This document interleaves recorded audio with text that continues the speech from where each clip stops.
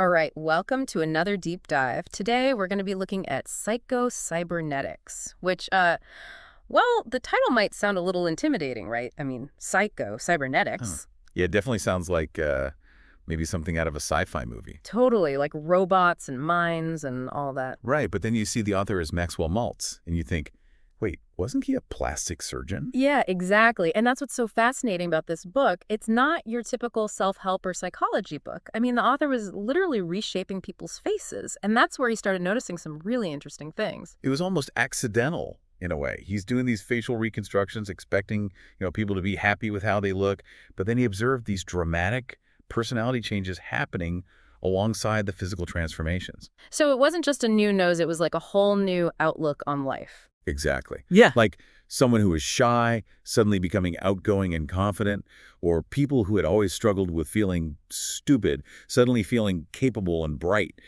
Even there were stories about hardened criminals who went through these procedures and seemed to turn their lives around. It was like their inner world was shifting along with their outer appearance. That's wild. So how did he connect those dots? Well, it led him to this concept of the self-image, which Yeah. is essentially the mental picture we all have of ourselves. It's like a blueprint. And it's built from all these beliefs we gather about ourselves throughout our lives. Beliefs about what we're good at, what we're not good at, our limitations, our potential. Exactly.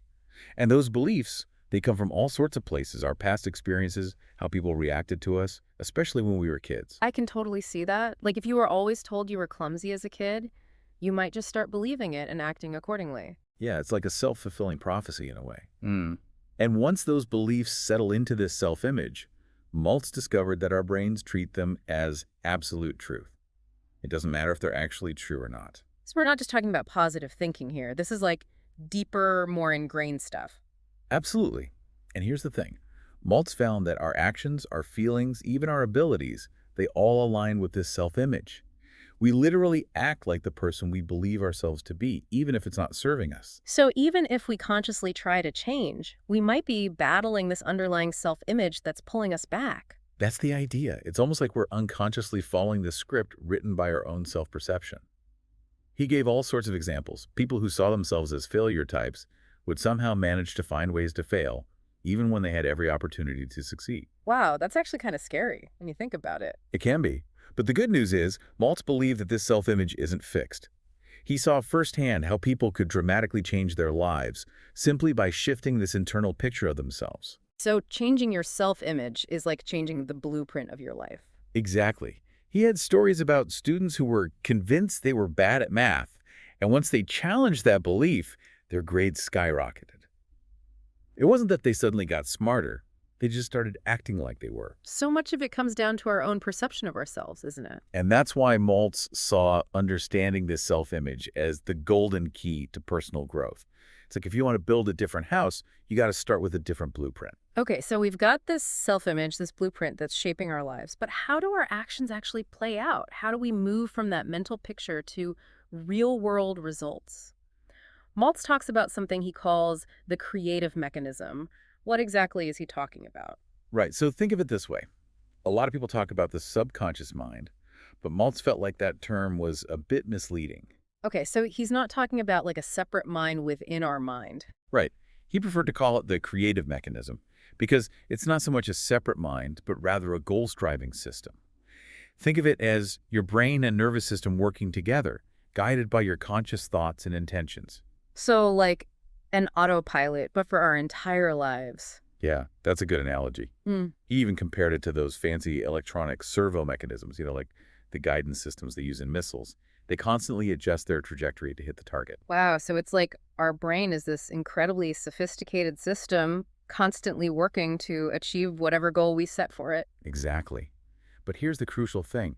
This mechanism, it's impersonal. It doesn't care if the goal you give it is good or bad, healthy or harmful. So if we feed it a bunch of negative beliefs, it's going to work just as hard to make those a reality. I'm afraid so. That's why it's so important to be mindful of what we're programming into this system, because it's constantly working in the background, taking those beliefs, those goals, and trying to make them happen. So like if you constantly tell yourself, I'm a failure or I'm not good enough, that becomes the target your creative mechanism is aiming for. That's the idea. And the thing is, this mechanism, It's really good at its job. It uses all our past experiences, our memories, everything we've learned to figure out how to achieve that goal. So it's like a supercomputer using all the data it has to get us to where we want to go, whether we consciously realize it or not. And that's why it's so important to feed it good data, to focus on the positive, and to really understand how this system works. Right, because if we don't understand how it works, we're basically letting it run on autopilot, potentially heading in a direction we don't want to go. Exactly. And that brings us to another important point. This creative mechanism needs a clear target. It needs a specific goal or problem to focus on. It can't work effectively if it's just bombarded with a jumble of thoughts and anxieties. Okay, so we're starting to see how our self-image and this creative mechanism are intertwined, shaping our actions and experiences. But there's another piece to this puzzle, right?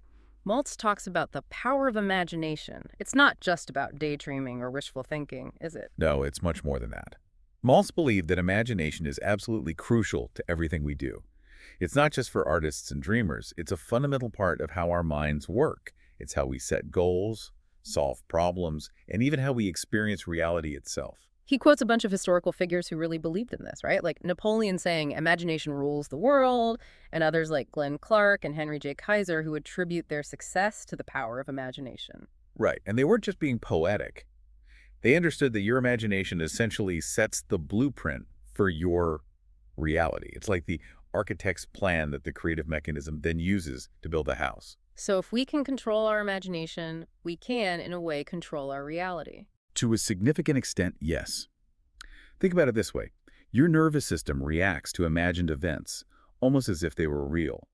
He references these studies where people were hypnotized and told they were experiencing certain things, and their bodies actually responded as if those things were actually happening. So if you're constantly imagining negative scenarios, your body's going to react as if they're real, even if they never actually happen. That's the idea. It's like when you watch a scary movie and you get all tense and your heart starts racing. It's not actually happening to you, but your body's responding as if it is. And this is where the power of imagination comes in. If we can consciously choose to imagine positive outcomes, to picture ourselves achieving our goals and living the life we want, our minds and bodies will start to respond accordingly.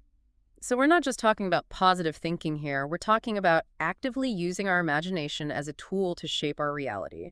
And he even takes this further with the idea of mental practice, right? Exactly. It's not just passively daydreaming. It's about actively engaging your imagination to rehearse actions and scenarios. He cites studies where people significantly improve their performance in things like dart throwing and basketball free throws simply by vividly imagining themselves doing it successfully over and over again. I've heard about athletes using visualization techniques, but it sounds like this is even more powerful than that. It's about engaging all your senses, making the experience as real as possible in your mind. The more vivid and detailed the mental picture, the more effective it is.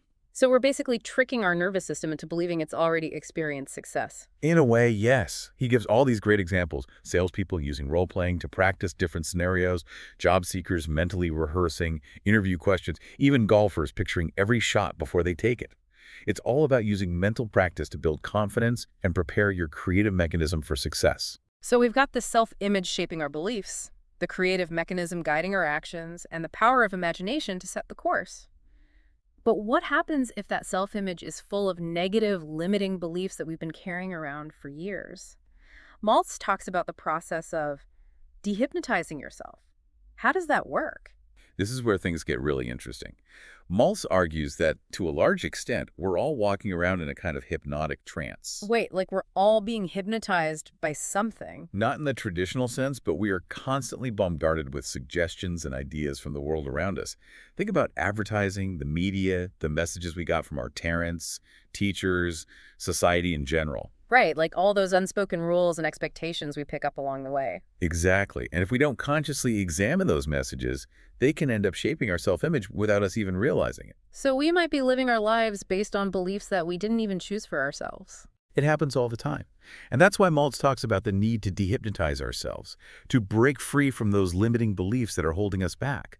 He even shares this wild story about a guy who seemed to age 20 years almost overnight simply because of a false belief he was holding on to. Oh, that's intense. So our beliefs can literally affect our physical appearance. It's not always that dramatic, but it highlights how powerful those beliefs can be. They can create these invisible barriers that prevent us from accessing our full potential. He compares it to those classic hypnosis experiments where people are told they can't do something and they suddenly find themselves unable to do it, even though physically they're perfectly capable. Exactly. The power is within us all along, but our beliefs can either unlock it or lock it away. So how do we go about dehypnotizing ourselves? How do we break free from those limiting beliefs? Maltz suggests that it starts with two key practices: relaxation and rational thinking. Okay, so taking a deep breath and using our heads. Yeah, pretty much. He emphasizes the importance of practicing physical relaxation regularly because it naturally leads to a state of mental relaxation. And when we're relaxed, we're more receptive to new ideas, more able to challenge those old ingrained beliefs. He even gives some specific exercises for physical relaxation, right? Like focusing on releasing tension in different muscle groups. Right. And it's not just about relaxing our bodies. It's also about consciously directing our thoughts towards the positive, letting go of dwelling on past failures. Because dwelling on those failures just reinforces them in our minds, right? Like replaying a bad movie over and over again. Exactly. He uses the example of a shy person who, under hypnosis, is told they are a confident speaker. Suddenly, they're able to speak effortlessly and powerfully without any thought of their past shyness. It's because they've shifted their focus away from those negative experiences. So it's not about denying those past experiences. It's about choosing to focus on something different, something more empowering. Right. And then he brings in Bertrand Russell, the philosopher, who had this method of consciously thinking about rational beliefs in order to counteract those irrational ones. So using logic and reason to combat those negative voices in our heads. Exactly. It's about actively engaging our conscious minds to challenge those automatic negative thought patterns. And he talks a lot about the importance of staying present, of focusing on the task at hand, right? Yes. Yeah. He emphasizes the power of keeping your eye on the ball, literally and figuratively. It's about providing your creative mechanism with clear, present moment information, rather than getting bogged down in worries about the past or future. So like if you're playing tennis, you don't want to be thinking about that shot you missed earlier or worrying about whether you're going to win the match. You just want to focus on hitting the ball in front of you. Precisely. And this applies to everything in life, from work to relationships to personal goals. He also has this interesting point about how we can't force creative insights to happen. Like we can't just sit there and will ourselves to have a brilliant idea. Right, he quotes William James, who talked about the gospel of relaxation.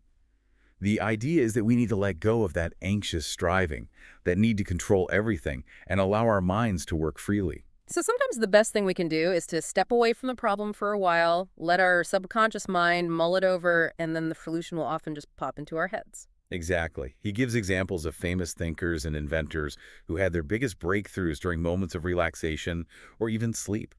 Think about Archimedes in the bathtub, or Kekule discovering the structure of the benzene molecule in a dream. So taking breaks and allowing ourselves to relax isn't just about avoiding burnout. It's actually crucial for creative problem solving. Absolutely. And he even compares it to how skilled musicians and athletes perform. It's not about consciously thinking through every movement. It's about allowing the skill to flow naturally, almost effortlessly. Like a pianist who's not thinking about every single note, or a basketball player who's not consciously calculating the trajectory of the ball. They're just in the flow, allowing their skills to take over. Exactly. And that's the kind of effortless performance we can achieve in all areas of our lives when we understand how to work with our minds rather than against them. So we're starting to see how this all ties together: the self-image, the creative mechanism, the power of imagination, and the importance of relaxation and rational thinking. But Maltz doesn't just focus on overcoming negativity. He also talks about actively cultivating happiness and the success-type personality. What does he mean by that? He makes this really interesting point that happiness isn't something we achieve. It's a byproduct of a certain way of living. It's a symptom of a mind that's functioning well, a mind that's focused on growth and problem solving. So it's not about chasing happiness, it's about creating the conditions for happiness to naturally arise. Exactly. He used the example of Thomas Edison, whose lab burned down, and his immediate reaction was, well, at least we got rid of all the junk. That's a pretty amazing perspective. Right. Instead of dwelling on the loss, he immediately shifted his focus to the opportunity for a fresh start. And that's the kind of mindset that Maltz encourages. So it's about choosing to focus on the positive, even in the face of challenges. He even suggests that we can actively choose our thoughts, and by doing so, we can directly influence our emotional state. So even if you don't feel happy, you can start acting as if you are, and eventually the feeling will follow. It might sound a little strange, but there's actually a lot of research to support this idea. He also talks about the importance of having goals, of having something to look forward to. He even uses this phrase, nostalgia for the future, which I think is really beautiful. It's like that feeling of excitement and anticipation for something good that's coming your way. Exactly. And that feeling of forward momentum, of striving towards something meaningful, that's a key ingredient for happiness. He also outlines what he calls the success type personality, right? What are some of the key characteristics of that personality type? One of the biggest ones is tolerance and understanding towards others. Yeah. It's about giving people the benefit of the doubt, assuming good intentions, even if you disagree with them. So it's about being compassionate and empathetic, even in challenging situations. Exactly.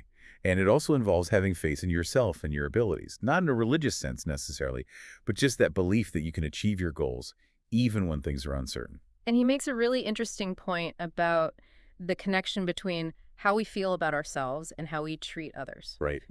He suggests that if we want to feel better about ourselves, one of the best things we can do is to be more charitable and compassionate towards others. It's like what goes around comes around. Makes sense. And he also talks about the importance of remembering our successes and letting go of our failures. Right. He emphasizes that our minds are designed to focus on the positive, to build upon our past successes. Dwelling on failures just weighs us down. Okay, so we're starting to see how to cultivate a more positive and successful mindset. But what about those really deeply ingrained negative patterns, the ones that feel almost impossible to shake? Maltz introduces the concept of the failure mechanism and those lingering emotional scars. How do we deal with those? Right. So he uses this acronym, FAILURE, to represent the different components of this negative mechanism. It stands for frustration, aggressiveness, often misdirected, insecurity, loneliness, uncertainty, resentment, and emptiness. Wow, that's a pretty comprehensive list of negative emotions. It is, and he goes into detail about how each of these can become a self-perpetuating cycle, trapping us in negativity. Like, frustration is normal, but if we let it fester, it can lead to anger and resentment. Insecurity can make us withdraw from others, leading to loneliness. Uncertainty can paralyze us, preventing us from taking action. So it's like a domino effect. Yeah. One negative emotion triggers another, and pretty soon we're stuck in this downward spiral. Exactly. And he compares these negative patterns to emotional scars. They're like these protective mechanisms that develop after we've been hurt or disappointed, but if we cling to them too tightly, they can actually prevent us from healing and moving forward. So it's like those physical scars that might protect a wound initially, but if they become too thick and rigid, they can actually restrict movement and cause more problems down the line. That's a great analogy. And just like with physical scars, sometimes we need to actively work to release those emotional scars, to allow for healing and growth. He talks about the importance of forgiveness here, right? Not just forgiving others, but also forgiving ourselves. Yes, he quotes Henry Ward Beecher, who said that true forgiveness is realizing that there was actually nothing to forgive in the first place. It's like realizing that the debt we feel is owed to us is actually an illusion, a story we've been telling ourselves. Exactly. And he also emphasizes the difference between describing our actions and labeling ourselves. Like, there's a big difference between saying, I failed at that task, and saying, I am a failure. Right. One is a specific event, and the other is a global judgment about our entire being. And those global judgments can be incredibly damaging because they reinforce that negative self-image we were talking about earlier. He also talks about the dangers of excessive negative feedback, like constantly criticizing ourselves. Right. He says it's like having an overly sensitive servo mechanism that's constantly overcorrecting, leading to jerky, uncoordinated movements. So it's like we're trying to control every little detail, which just makes us more tense and anxious and actually hinders our performance. Exactly. And then there's the trap of worrying too much about what other people think. Oh, yeah. That one can be a real killer. It can be. Yeah. And it often leads to inhibition, to holding ourselves back out of fear of judgment. So how do we overcome that? He suggests practicing disinhibition, which basically means intentionally being less careful, less self-conscious. It's about giving ourselves permission to make mistakes, to be imperfect, to just go for it. So like just loosen up and let go of that need for control. And remember, as he says, that our feelings are ultimately caused by our own reactions to events, not by the events themselves. Hmm. He gives this great visualization exercise where you imagine creating a quiet mental room inside your mind. Like a sanctuary where you can go to escape the noise and chaos of the outside world? Exactly. It's a place where you can practice relaxation, clear your mind, and regain a sense of peace and control. I love that image. He also has this idea of a spiritual thermostat, like an internal mechanism for regulating our emotions. Right. It's about being able to maintain our composure, our sense of inner peace, even when things are challenging around us. Okay, so we've covered a lot of ground here. We've talked about the self-image, the creative mechanism, the power of imagination, the importance of relaxation and rational thinking, and how to overcome negativity and cultivate a more positive mindset. But Maltz doesn't stop there. He also talks about how to turn crisis into creative opportunity and cultivating a winning feeling. How do those ideas fit into everything we've been discussing? He makes this really insightful point that how we react to a crisis is largely determined by our attitude and our preparation. So it's not just about our inherent resilience, it's about how we've trained our minds to respond to challenges. Exactly. He uses the analogy of fire drills. If we've never practiced what to do in a fire, we're going to panic and make things worse. But if we've rehearsed those actions over and over again, we're more likely to respond calmly and effectively in a real emergency. So we can actually train our minds to handle crises more effectively. Absolutely. And he talks about this idea of shadowboxing, mentally rehearsing challenging scenarios in our minds. It's like practicing without the pressure of a real audience Mhm. so we can build those mental maps and those positive emotional responses. So we're not just imagining the crisis, we're imagining ourselves successfully navigating it. Right. And this helps to build confidence and reduce anxiety when those challenges inevitably arise in real life. He gives that example of a novice marksman experiencing purpose tremor, that shaky hand you get when you're trying too hard to aim. Right. And he suggests that practicing dry shooting, going through the motions without actually firing the gun, can help to reduce that tremor. So it's about building that muscle memory, both physically and mentally, so that when the pressure is on, we can perform at our best. He also talks about how fear can actually make us weaker, whereas courage and confidence can actually draw out our inner strength. So it's not about being fearless, it's about having the courage to face our fears head on. Exactly. And he emphasizes the importance of maintaining a goal-directed attitude even in the midst of a crisis. If we're focused on running away, we're just reinforcing those feelings of fear and helplessness. But if we're focused on finding a solution, on moving towards a positive outcome, that's when we tap into our true power. He also has some interesting things to say about excitement, right? Like how it can either be a positive or negative force, depending on how we manage it. Right. He gives the example of a public speaker who lost his edge because he became too comfortable and routine in his presentations. He lost that spark of excitement that used to fuel his performances. So sometimes we need a little bit of healthy pressure, a little bit of challenge to keep us on our toes and performing at our best. Exactly. And he gives this really practical piece of advice, which is to ask ourselves, what's the worst that could possibly happen? So facing our fears head on, rather than letting them loom large in our imaginations. Right. And often when we do that, we realize that our fears were actually much bigger in our minds than they are in reality. He also tells that story about Thomas Carlyle, the writer, who's going through a really dark period in his life. Right. And he managed to pull himself out of that despair by consciously confronting his fears and anxieties, by choosing to focus on the positive. And this brings us to the idea of cultivating a winning feeling. How do we actually do that?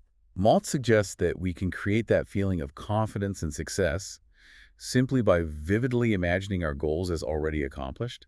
It's about feeling the emotions associated with that success, as if it's already happened. So it's not just about visualizing the outcome, it's about embodying the feeling of success. Exactly. And he says that this is one of the best ways to activate our subconscious minds, to get those powerful forces working in our favor. He tells that story about the golfer who feels the line to the cup, right? Right. It's like he's intuitively guided by this inner knowing, this feeling of certainty, and the ball just goes where it needs to go. And then he gets into the science of engrams, those memory traces in our brains that are associated with past experiences. Right. He explains that when we've had a successful experience in the past, our brains create these engrams, these neural pathways that make it easier to repeat that success in the future. So it's like we're building up a library of positive experiences that we can draw on whenever we need them. Exactly. And the more we activate those positive engrams, the stronger they become. He talks about President Eliot's concept of the habit of success, The idea that experiencing success early in life helps to build a foundation of confidence that carries us through challenges later on. And he suggests that when we hit those inevitable plateaus or sticking points, it can be helpful to drop back to an easier level, to a place where we feel comfortable and successful, and then build up from there. It's like taking a break from that intense uphill climb and enjoying a leisurely stroll on level ground for a while before tackling the next steep incline. And he also introduces this idea of positive and constructive worry. Right. It's not about dwelling on worst-case scenarios. It's about playfully exploring the possibility of success, starting with suppose and gradually building up our belief. So it's like gently nudging our minds towards a more positive and optimistic outlook. Exactly. And he reassures us that those feelings of failure and inadequacy often stem from underestimating our own abilities and overestimating the difficulty of the challenges we face. It's not that we're destined to fail, it's that we're holding ourselves back with those limiting beliefs. And he mentions Dr. Chappell's technique of immediately replacing negative thoughts with positive images, like actively rewiring our brains for success. And finally, he reminds us that our present moment thinking has the power to change those old ingrained patterns. By focusing on the positive, on our goals, on our vision of the future, we can literally reshape our minds and our lives. Wow, this is all incredibly powerful stuff. But Maltz doesn't end there. He goes even deeper, talking about the life force and the potential for more life. This sounds almost spiritual. It is, in a way. Yeah. He talks about this idea of a life force, or what some people call vital energy, that animates our physical bodies and drives our growth and evolution. So it's like the energy that sustains all living things. Exactly. And he references researchers like Dr. J.P. Ryan, who studied psychic phenomena, and Dr. Hans Selye, who did groundbreaking work on stress and the body's ability to adapt. He suggests that this life force is what allows us to heal, to grow, to overcome challenges. And he believes that engaging in negative patterns, like those associated with the failure mechanism, can actually deplete this life force and accelerate aging. So it's like we're literally draining our life energy by dwelling on negativity and fear. That's the idea. He even talks about the phenomenon of rapid healers, people who seem to recover from injuries and illnesses much faster than average, and suggests that their strong belief in their own healing abilities might be a key factor. And he connects this life force to our sense of purpose, our goals, our desire for more life. Right. He points out that people who are engaged in meaningful work, who have something to look forward to, tend to be healthier and live longer. It's like having that spark of passion, that sense of purpose that keeps us going. Exactly. And he challenges those old beliefs about inevitable decline with age, suggesting that we have far more potential for growth and vitality than we often realize. He concludes by emphasizing that medical science, faith, and life itself are all ultimately about more living, about experiencing this journey to the fullest. So for you, our listener, the key takeaway from Psycho-Cybernetics is that you have far more power to shape your life than you might realize. It all starts with understanding the power of your self-image and how it influences your thoughts, feelings, and actions. By consciously choosing to focus on the positive, by using your imagination to create a vision of the life you want, by understanding how to work with your creative mechanism, you can achieve incredible things. You can overcome challenges, you can cultivate happiness, you can literally tap into that life force that drives us all. And remember, as Maltz says, you are somebody. You are now somebody. So here's a final thought for you to consider. What's one limiting belief that you're ready to let go of? What's one area of your life where you're ready to step into your full potential? Start by identifying that belief, and then using the tools we've discussed today, start to challenge it. Start to imagine a different reality for yourself. Start to create a new self-image that reflects the amazing person you truly are. Thanks for joining us for this deep dive into the fascinating world of Psycho-Cybernetics. We'll see you on the next one.